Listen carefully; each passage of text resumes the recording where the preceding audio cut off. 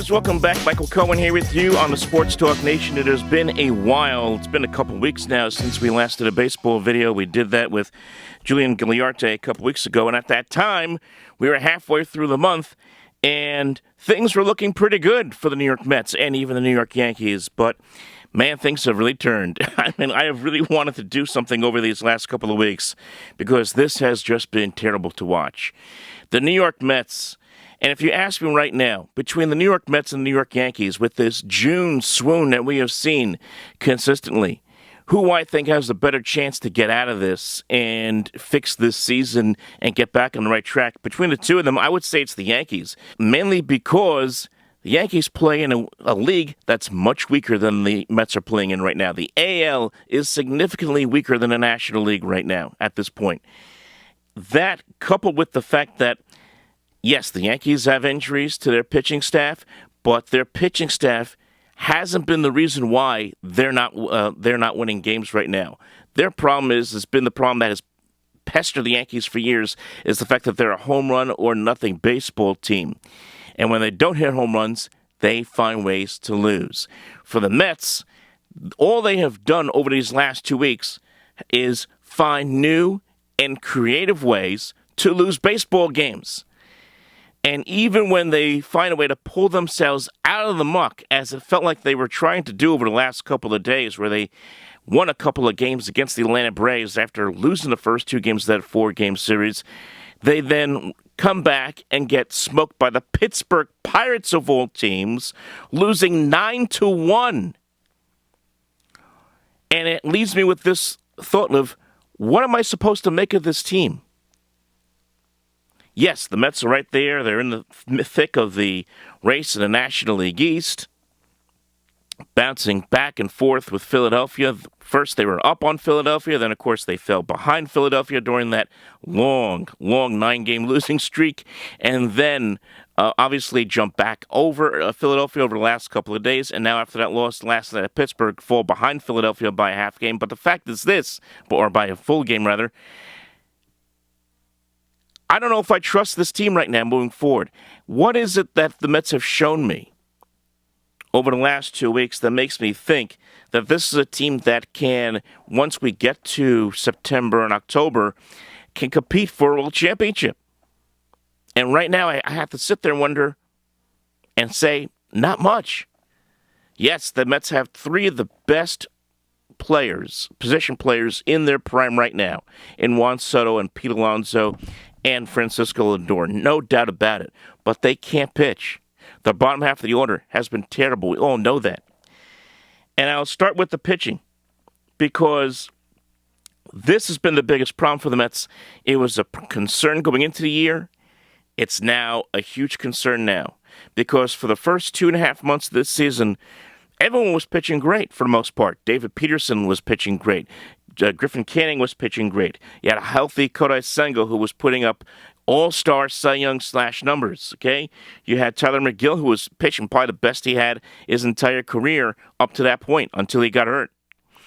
And it was, I guess in a lot of ways, smoke and mirrors, right? Because ever since that Tampa Bay series, it has been downhill ever since. In the month of June alone, okay, I'm going to pull up the split here. Month of June, the Mets pitching staff as a whole has an ERA of 4.30. Remember, this was a team that was, like around 2.45, 2.30 in that area for the most part in the first 2 months of the year. And now they can't pitch, and they can't get outs. David Peterson, last 3 starts, 0-3, 13 earned runs in the last 15 2/3 innings, a 7.69 ERA. Clay Holmes has been the Mets' best pitcher, but even he has been susceptible to tough starts, as he had a couple of starts ago, where he ended up walking 6 batters. So far, in the last 14 2/3 innings, 5 earned runs allowed, a 3.17 ERA. Paul Blackburn, don't get me started, a 6.62 ERA. And Griffin Canning, and I don't want to pick on Griffin Canning too much because obviously with the Achilles tendon injury, a tough break for him as he's out for the season, a 6.75 ERA in the last 3 starts. And really, you look at those numbers really throughout the month of June. For everybody outside of Clay Holmes, it is ugly. Peterson for the month of June, a 4.55 ERA. Canning, a 5.01 ERA. Blackburn, as I just mentioned, 6.62.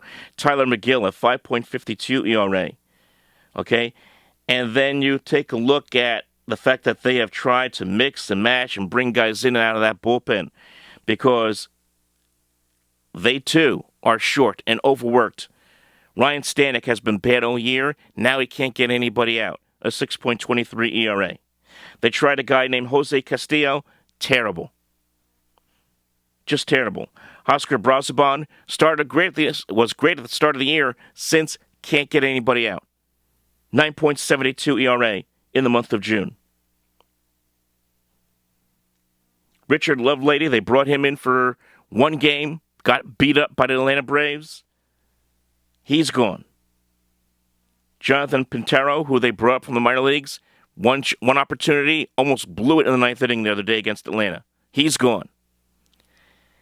So I can't sit here and kill the Mets and say they're not trying to find guys. They're not trying to find some diamonds in the rough here to fix their issues in the pitching staff, but it's just not working. It's not working. They have got to go out there and find somebody.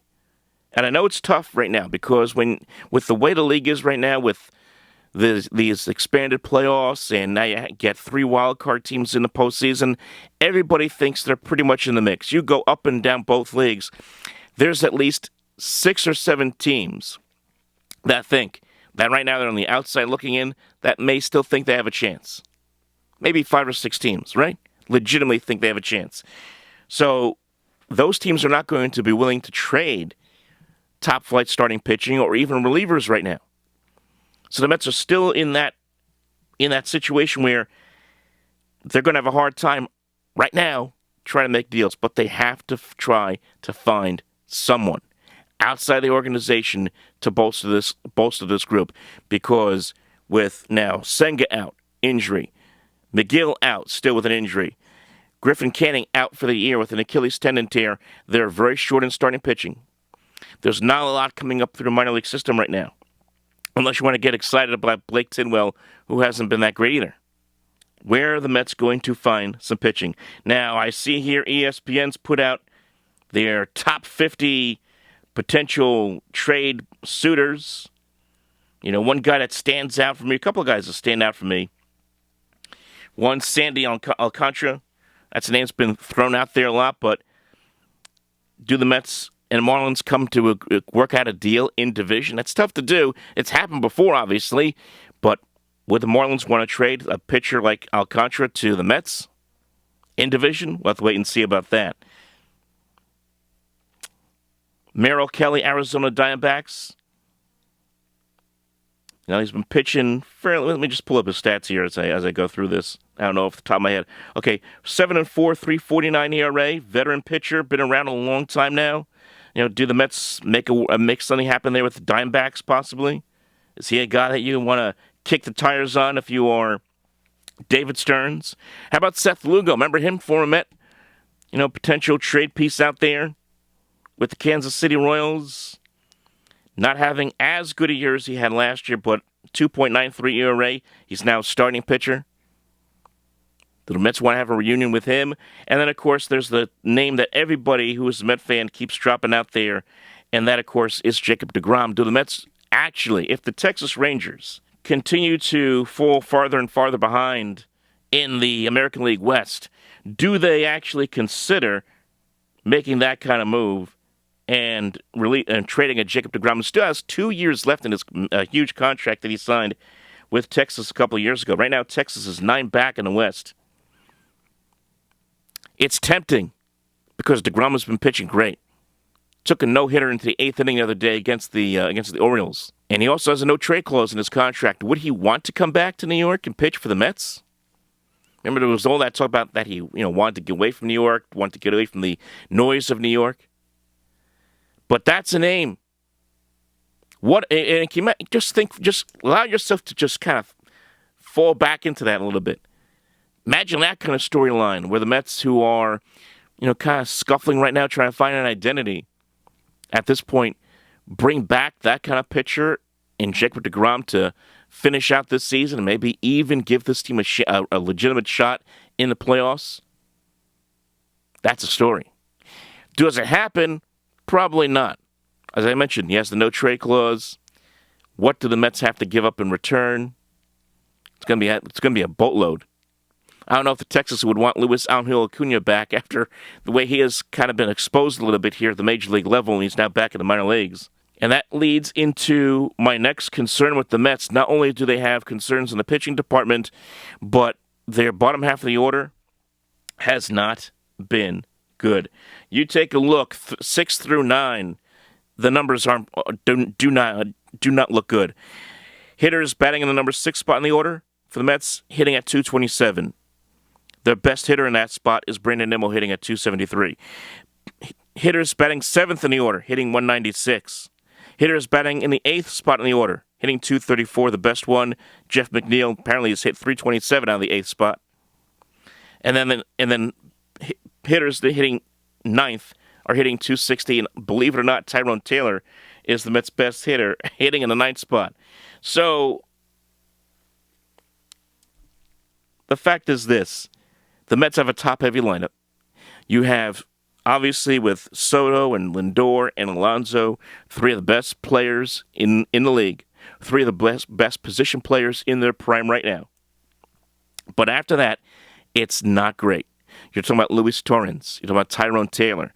You're talking about trying to get something out of Brett Beatty, who has been inconsistent this year. Mark Vientos is finally coming back up. Luis Angel Acuna, I thought, got exposed, has been sent back down. Francisco Alvarez has been swinging out of his shoes. He got demoted down to the minor leagues. There's not a lot going on there. Obviously, Jesse Winker's still in the IL. We don't know when he's going to get back. Starling Marte at this point is now a part-time player. Although I think he deserves and should play a little more and get more playing time, he is now at the part-time player role at this point in his career. And this is where you have to really get on David Stearns. I really have to get on him for this. Because he moved on from a number of players who were big contributors to this team a year ago. In Jose Iglesias and as well as Harrison Bader. Both of those guys were major contributors last year and also a big part of that clubhouse, especially Iglesias. Now, I know Iglesias, maybe he's not having as great a year as he had last year. He's hitting only 220 with the San Diego Padres. But to move on from him and not even bring him back, and you brought in a guy named Matt Agrawal who was not even played for this team, was lost for the year in spring training. And they still have not really filled in that kind of backup infielder role. That's a concern. And also his leadership is missing in the clubhouse, I think. And then with Bader, who has had a pretty decent year in Minnesota, they tried to gamble with Jose Siri. They lost him early in the year. He did nothing anyway to begin with. I mean, they have major holes. They really do. And yes, that 9-game losing streak, all those losses that they took on the chin from Tampa Bay and Philadelphia and Atlanta in a row, a 7-game losing streak, actually, 7 straight losses. I said 9. 7 straight losses, felt like 9, including 10 out of 11 before winning 2 in a row against the Atlanta Braves. Mets have been exposed. The Mets have been exposed. And now you have that loss to the Pittsburgh Pirates on top of that. You have to be concerned with this team. I am concerned with where this team is going right now. And they could end up playing 500 baseball the rest of the way and find a way to get themselves into the playoffs if they don't make any significant moves to fix this pitching staff and fix the bottom half of this lineup. This is a team that's not going to last very long in the postseason. It's pretty obvious. They have got to fix things. David Stearns, Steve Cohen, got to find a way to fix it. I know this team has spent a lot of money. They spent a lot of money on Juan Soto, but they got to fix it. And let me just say this about Soto. You know, there was a narrative out there not too long ago. Remember after that Yankees series where everyone was saying Juan Soto doesn't want to be here. He looks disinterested. What's going on? Man, has he figured it out? Can you imagine the Mets right now without Juan Soto in the slump right now? 20 home runs, 46 RBIs, and he's having what some people consider a down year. This guy has been incredible in the month of June. You take a look at Juan Soto's stats in June. 11 runs, 19 RBIs, 25 walks. He is hitting .329 with a .491 on-base percentage. He has been money, and he's loosening up. You could see he's starting to show a little more personality. He's fitting a little more in with this team. This guy has been incredible, and he's going to hit 40-plus home runs again on a so-called down year. You have that with Pete Alonso, who maybe he's not as hitting as well as he was at the start of the year. Man, those guys at the top of that order have been incredible. I just wish the Mets can find a way here to fix their glaring issues, especially in the pitching department, because with this kind of talent, with those three players especially, this team should be a team that should be making noise in the postseason. But with all these concerns, I have my doubts right now. We'll see if things can change here in the next couple of weeks. But when you back up that 2-game winning streak to end that skid with a huge loss in Pittsburgh, I have to sit there and say, what's going on here? So, folks, like, subscribe, leave your thoughts below. We'll talk to you next time.